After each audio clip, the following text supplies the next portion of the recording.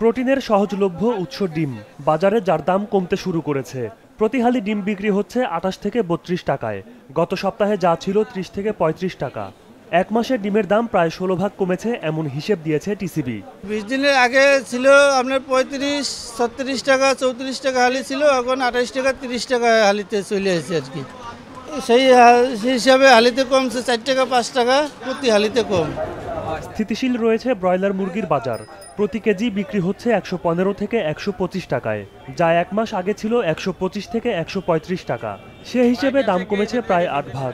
দেশি ও সোনালী মুরগির দামও কিছুটা কম। সোনালী বাজার আগে দুদিন আগে ছিল 215 টাকা কেজি, আজকের বাজারে চলছে 195 টাকা কেজি, মোটামুটি 15 টাকা কেজি কমছে। ঠিক আছে, আর দেশি মুরগি 750-800 গ্রামেরটা ওটা 280 থেকে 300 টাকা পিস, ওটা কোনো কেজি হিসাবে না, ওটা পিস হিসাবে।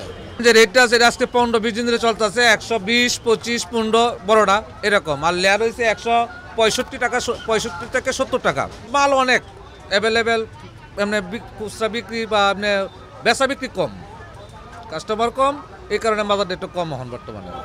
তেমন কোনো পরিবর্তন নেই ইলিশের বাজারে। 1 কেজি ওজনের এক একটি ইলিশ বিক্রি হচ্ছে 1200 থেকে 1250 টাকায়। তবে রুই মাছের দাম কেজিতে 20 থেকে 50 টাকা বেড়েছে। রুই আগের সপ্তাহে বেচছি যেমন 3 কেজি আর একই সাইজ 220 টাকা 220 টাকা কেজি বিক্রি করছে।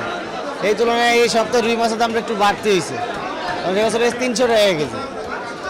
আর ওর থেকে ছোটো মাছ আগের সপ্তাহে এটা বেশি হচ্ছে, ছোটো মাছ তাতে দাম বেশি।